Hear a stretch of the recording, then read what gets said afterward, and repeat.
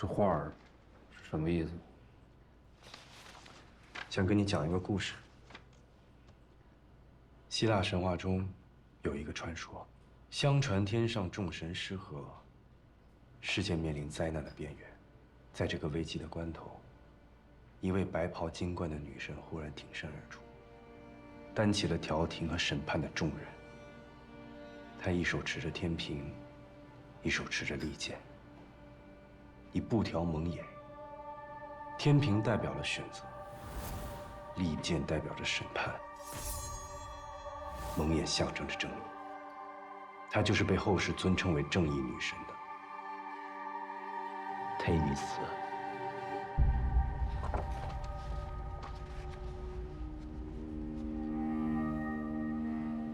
你托举的背影和这位蒙上双眼的女神很像，悬崖是你的利剑，路牌象征着选择的天平。当年，你出于心里的正义，选择了救人，可妹妹却因此跌落山崖。这就是促使你成为一个所谓审判者的初始动机。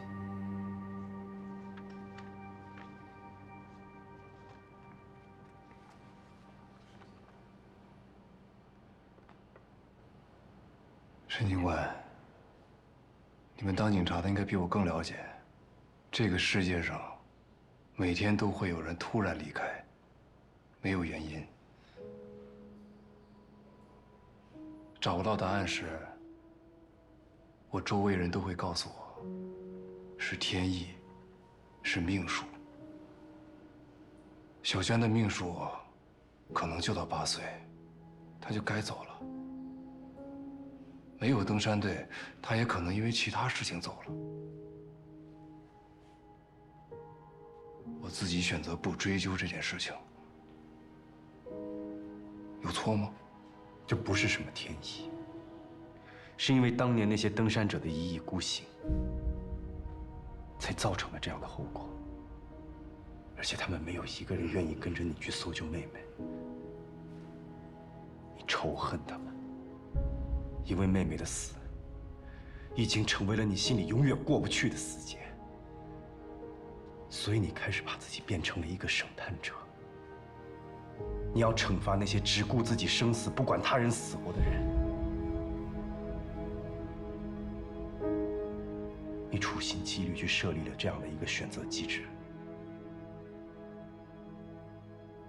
你要让那些自私的人去给小娟陪葬。我后来经常恍惚，是不是我救了妹妹，而掉下山的是我，是我死了，所以我才会像黄泉路上的亡魂鬼，一直在山里打转。我恨那些自私的人。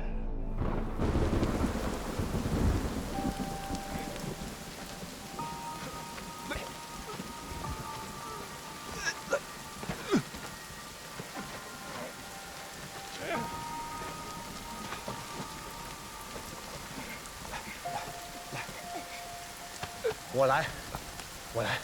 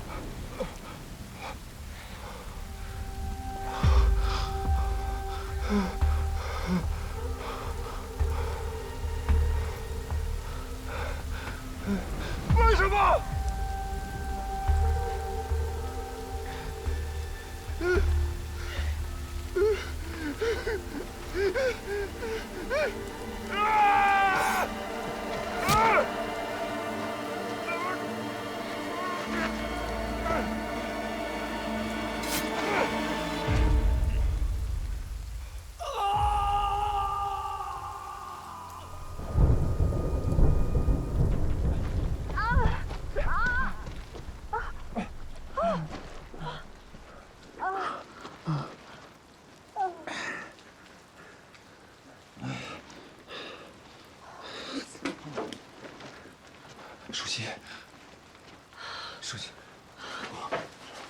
稍等，马上。喂，120吗？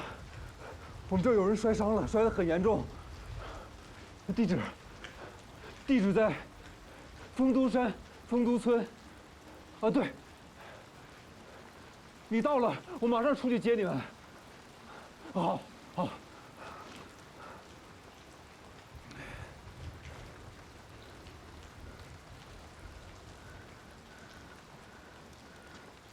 刚才的事儿，你也都看到了。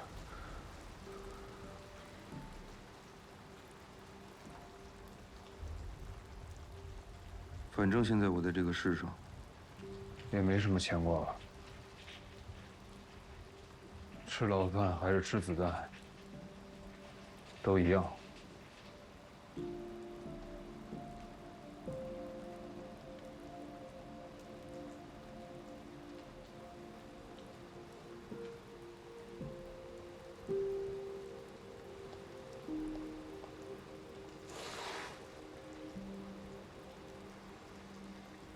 喂，我报警。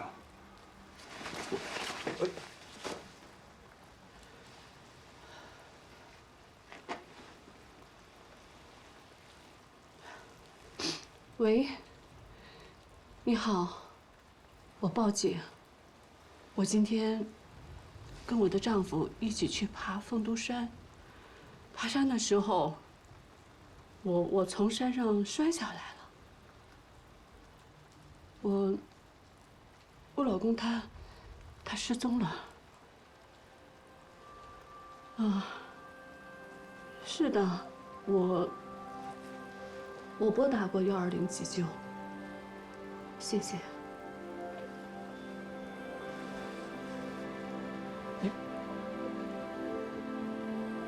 你这是？我是个好心人，你救了我的命。他的死跟你和我没有任何关系。松开了我的手，他甚至强迫你也松开我的手的时候，他已经做了选择。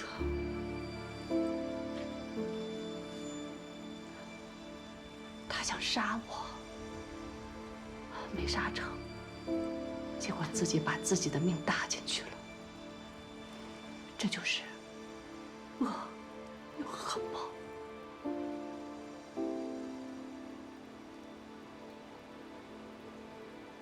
记住了，恶有恶报。后来，我把马淮南的尸体丢到了田口。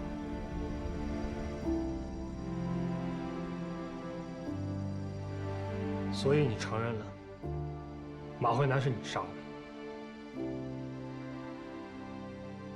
是他自己选的，是恶有恶报。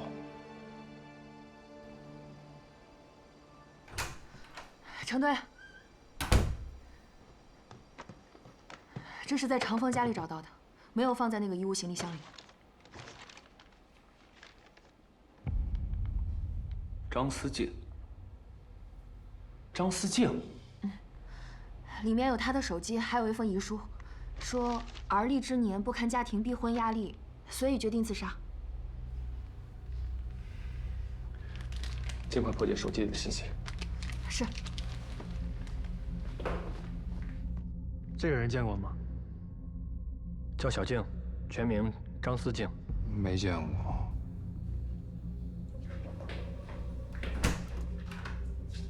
我们在你家里发现了张思庆的身份证。我之前问你有没有见过他，你说没有。他人在哪儿？死了。怎么死的？我杀的。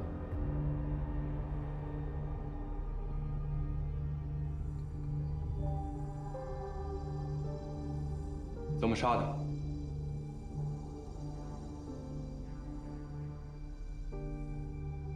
这个女孩是一个人来找我的，她让我带她去云雾崖，可她因为恐高，爬到一半就不行了。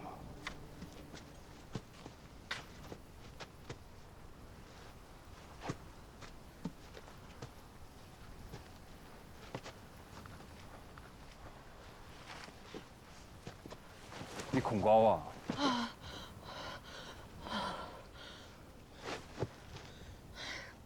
这也太高了！你明知道你自己恐高，你还来爬山？走，下山。我不回去。我要登顶云雾崖。以你现在这个速度，你登上去，云蒸霞蔚也早就散了。那我也要上去。我可以，麻烦带路。走吧。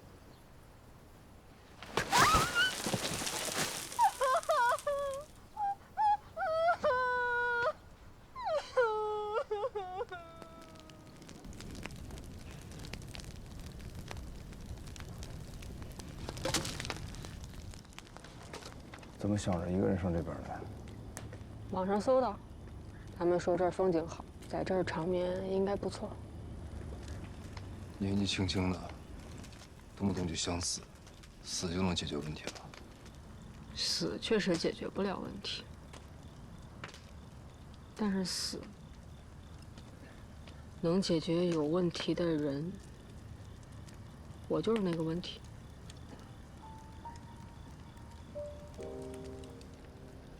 没想想你父母吗？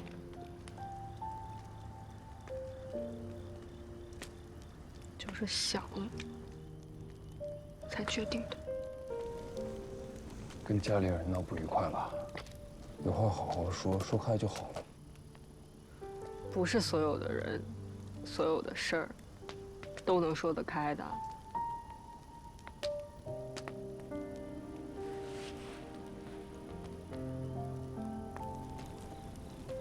有时候跟父母沟通，反而比跟外人还费劲。都有各自的人生，我也不想让父母失望，所以就决定来死一死。要是真死了，就希望他们也能想开点吧，别觉得是他们的责任。听你这意思，遗书写好了？在包里。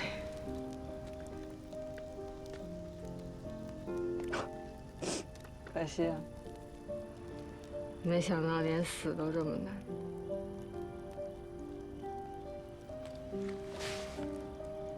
我还恐高。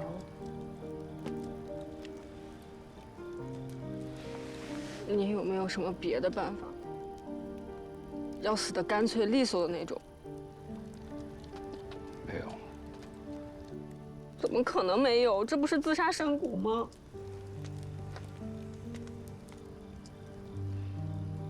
求求你了，帮帮我，好吗？真想死啊？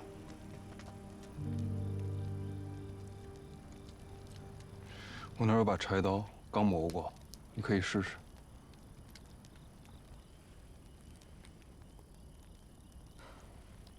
不行，那把刀是你的，我不能给你添麻烦。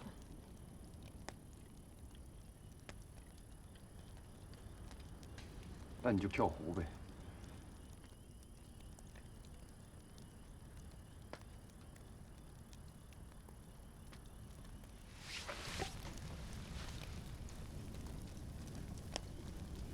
这个好，所以我就帮他完成这个心愿。反正我已经杀过一个人了，不在乎多一个。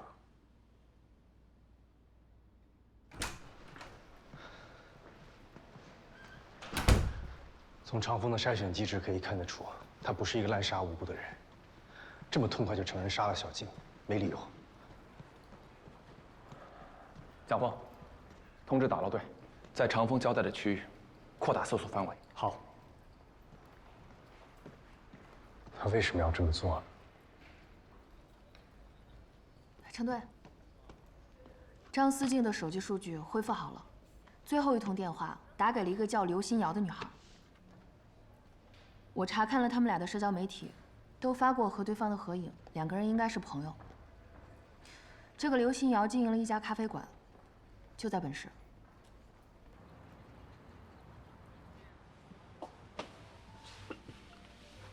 谢谢。谢谢。小静找到了吗？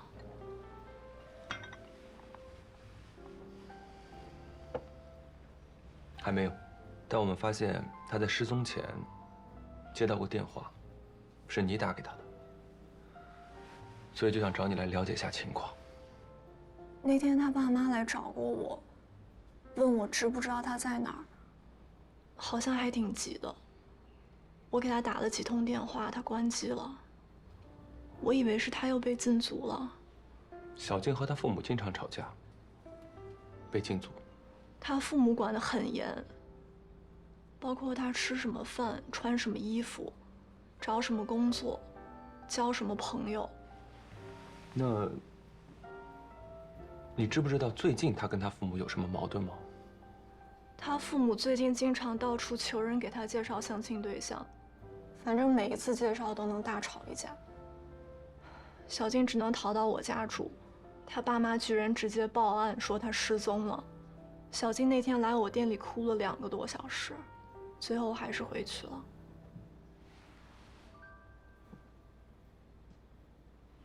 警官，我们都这么大的人了，还得被父母这样管着，你不觉得很可怕吗？小静她到底怎么了？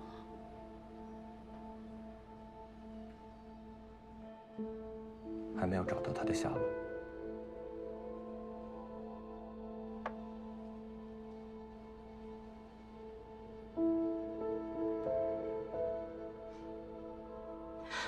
其实小静一直有点抑郁，要是我那会儿能多劝劝她，她就不会。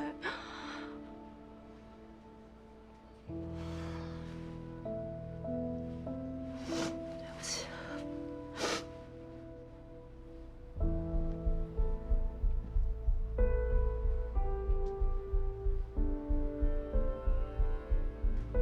这个是你吗？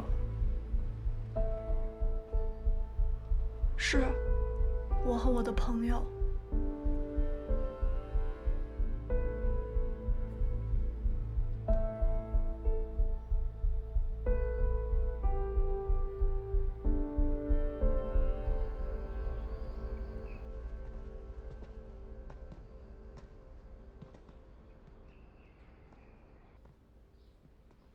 白沙发、白地毯，多半有洁癖。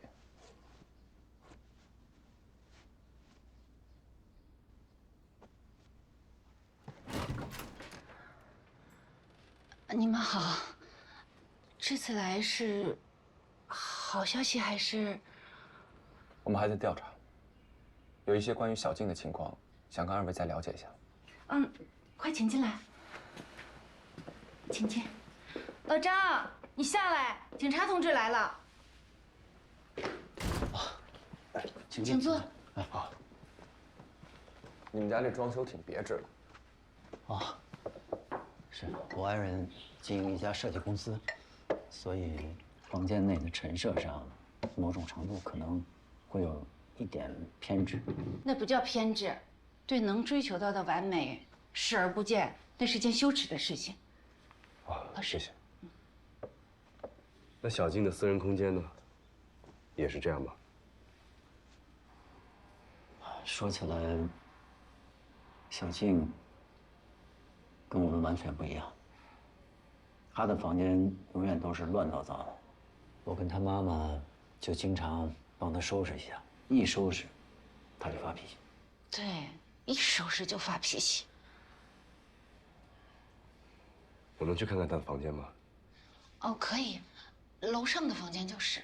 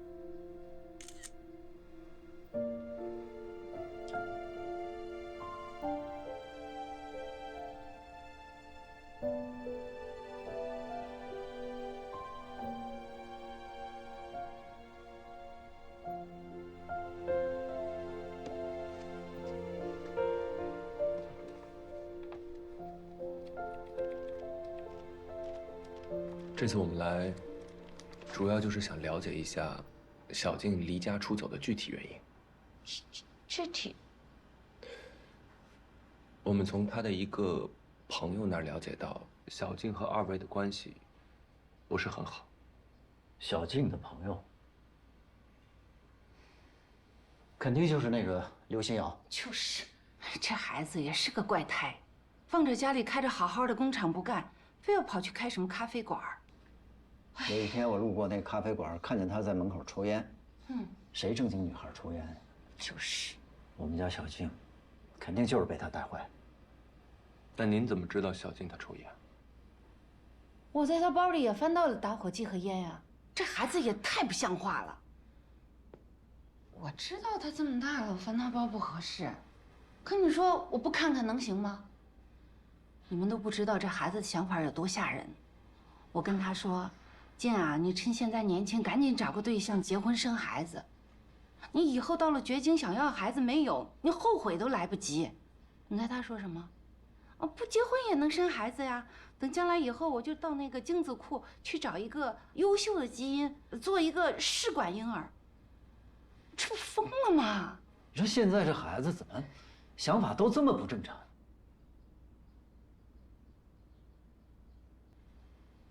情况我们基本了解了，如果有消息，我们第一时间会通知你们。走吧。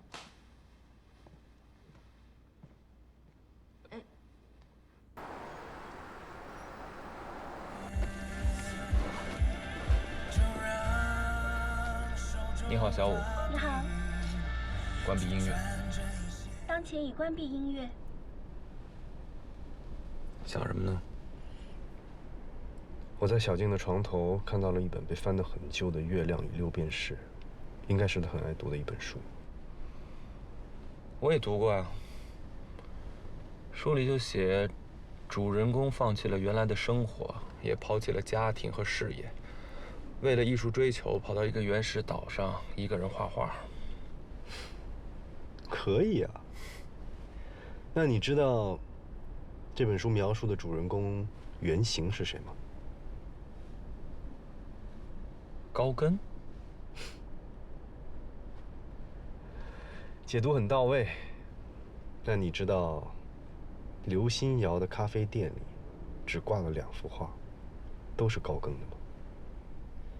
一幅叫《我们从何处来，我们是谁，我们去向何方》，另一幅叫《死亡幽灵在注视》。这幅画象征着人们内心的挣扎和恐惧，不仅是对死亡的恐惧，更是对未知的恐惧。就像高更想要逃离自己的生活，试图在一个全新的环境中寻找释放一样。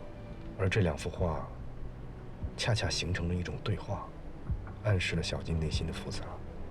一方面是他对生命意义的追问，另一方面是他面对恐惧想要选择逃避。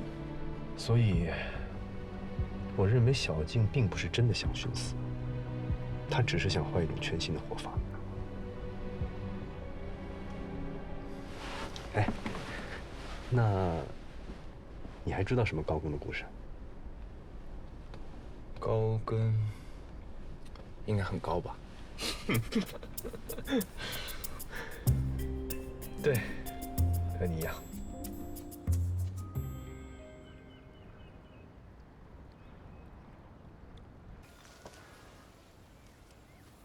就在这下面，刚才打捞上来的时候被树枝缠住了。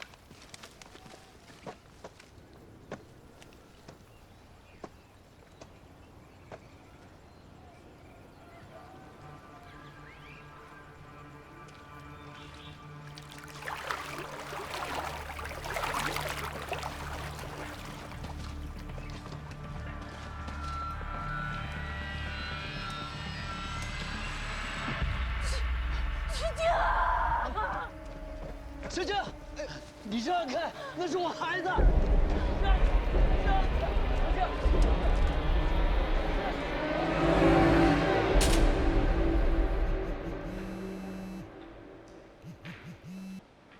说，程队，捞上来个稻草人。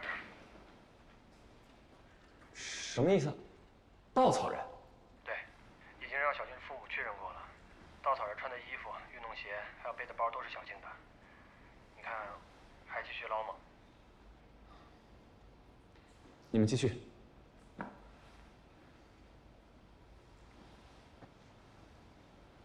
李涵，程队，你带人再去长风家附近的村镇摸排一下，找找看有没有人见过张思静。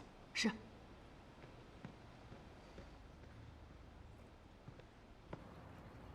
师傅，麻烦您帮我看一下，前段时间有没有见过这个女孩？哦，是这个女孩啊，前段时间啊搭过我的车。搭过您的车？对，这个女孩也挺奇怪的，她说她走累了想搭我的车，去哪儿都行。你说我这一跑买卖的，本来也就不想拉她，她就掏出200块现金给我。你说现在这年轻人啊，哪有现金的呀？那她下车的地方，您能不能载我们去一趟？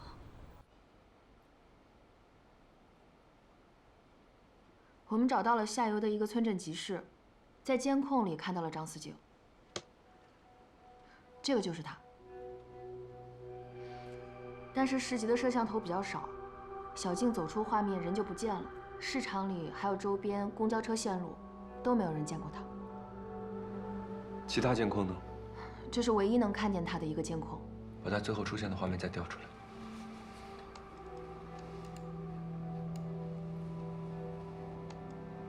老田到。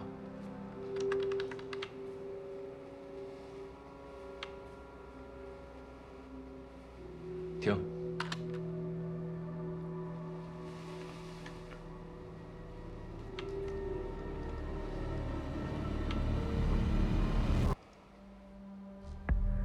戴着棒球帽，看不清楚脸。这就够了。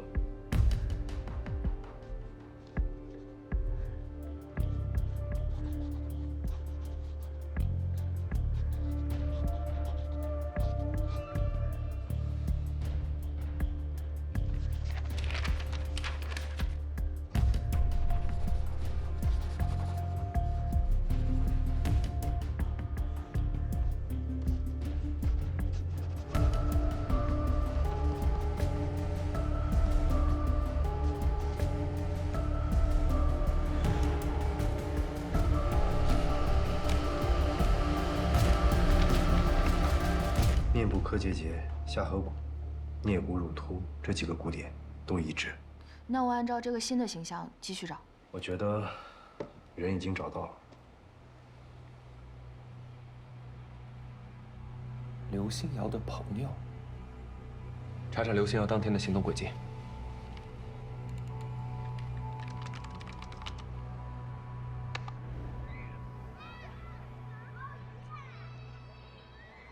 有这么多的人，来。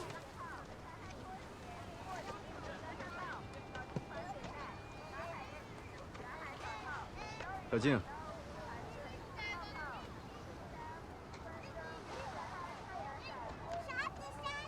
你们拿这个桶去那边好不好？再带点沙子过来。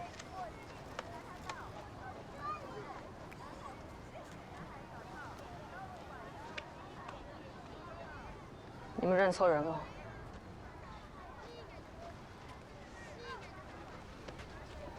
别担心，我们是警察，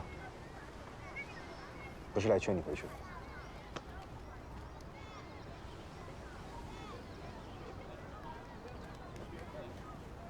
那你们来干什么？我没什么好说的。过去的小静已经死了。所以现在是钮祜禄小静。你这个笑话真的很冷。知道你没事，我们就放心了。但你爸妈很担心你。我不想见他们。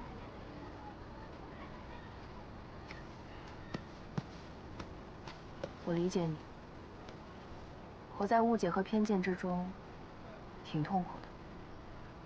更何况他们是你的至亲，对吧？慢慢来吧。经过这次的事情，我觉得他们会有改变的。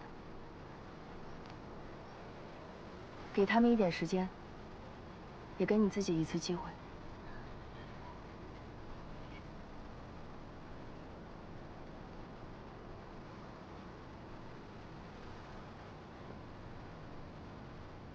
还有，你是不是也可以去跟长风说一下，一切都好？长风，他怎么样？他被抓了。他什么都没做，他只是帮我扔了一个稻草人。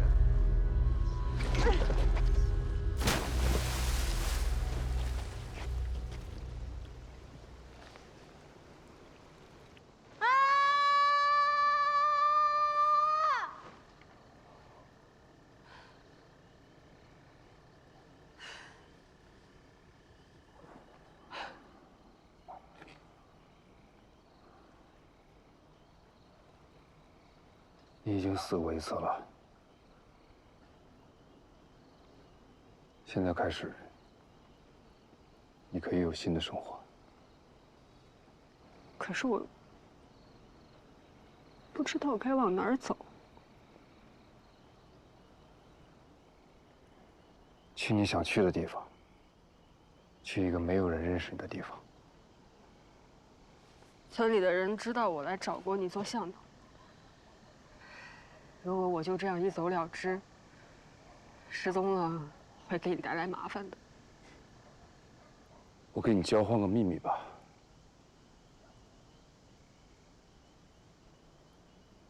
这件事憋在我心里很久了，也想找个人说说。你说。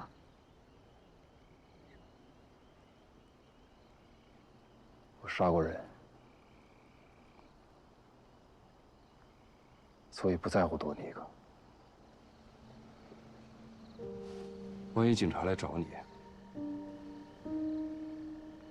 所有的事情都会在我身上找到答案。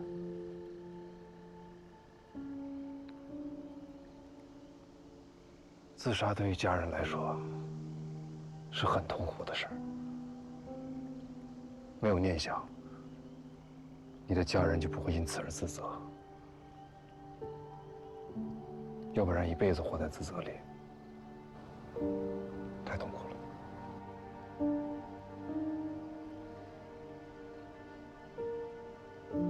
那我以后还能再见到你吗？不一定。反正我活着已经没什么念想了，你就替我好好活着。是他给了我第二次生命。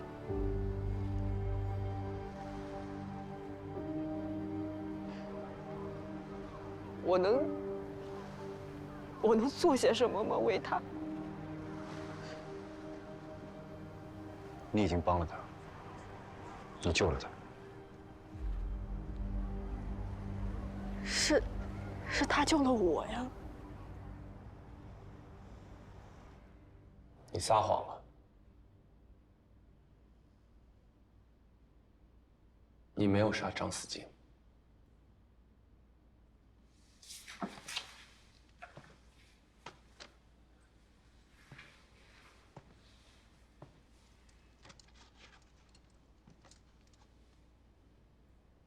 他短头发也挺好看。他从你那离开后，搭车到的集市上自己捡的。没想到你们真能找到他。他不想回家，你们不会把他送回去吧？别把他送回去啊！他回不回家，谁说了都不算。决定权在他自己。经过这件事儿，相信他父母也会有改变。那就好，那就好。对了，小静跟我说，谢谢你救了她。我救了登山队，代价是失去了我的妹妹。我改了他们的命，他们也改了我的命。如果当初我没有救人，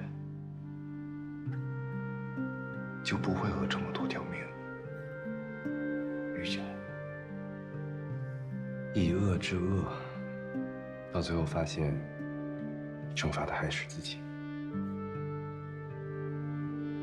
但好在你的内心没有完全被邪恶吞噬，最终你的灵魂还是能被救赎。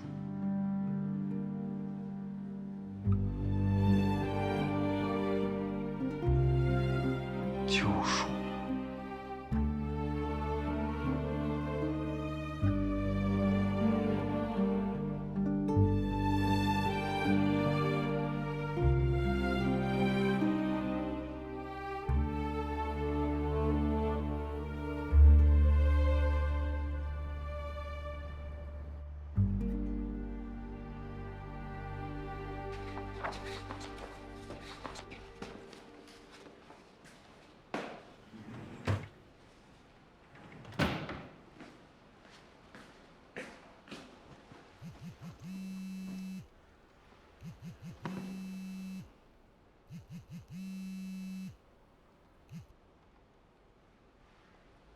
喂，你好。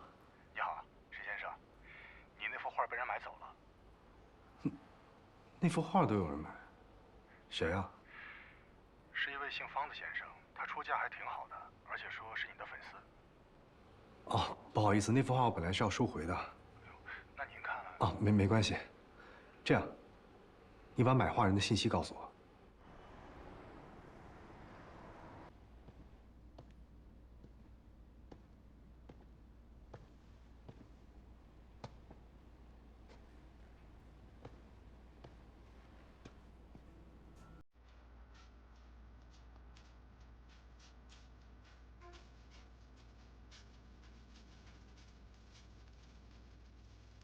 你好。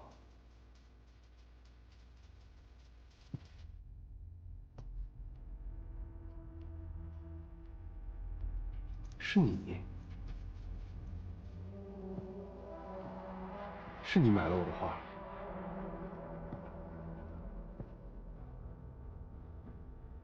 请坐，沈老师。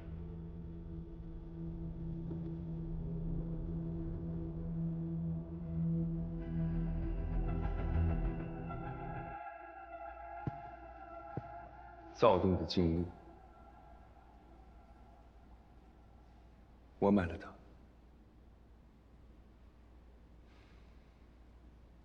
为什么？上次跟你聊天，这幅画呀，应该不像是你会喜欢的画，因为我不想别人再看见它。好啊，那我把它拿走，钱我退给你，跟钱没关系。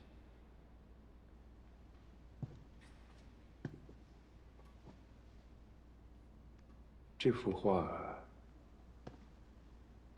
就不应该存在。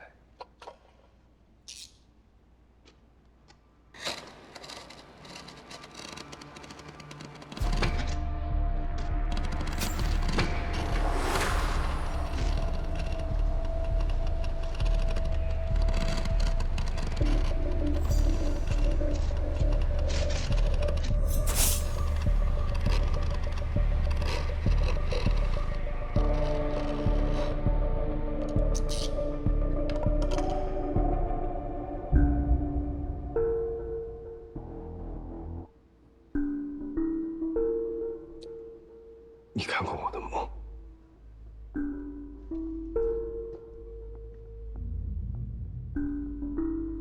这也是我的梦。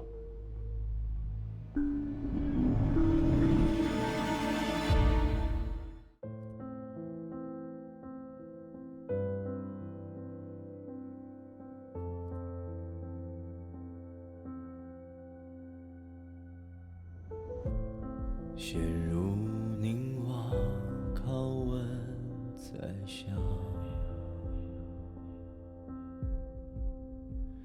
是怪胎还是天才？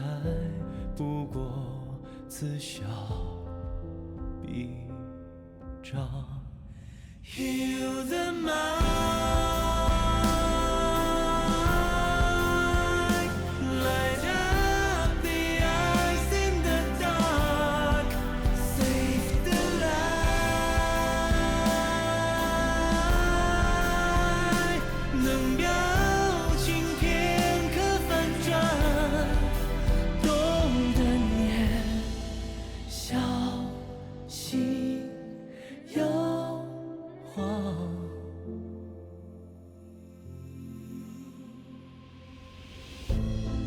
本性会有几分模样，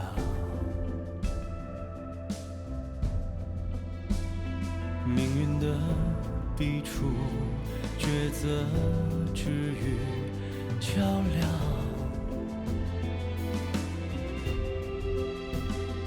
光影中划破边界，又被自己捆绑。You the mind,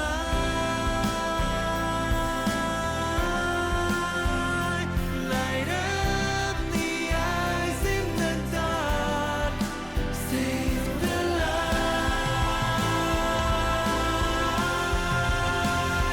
In darkness and in the light, feel alive.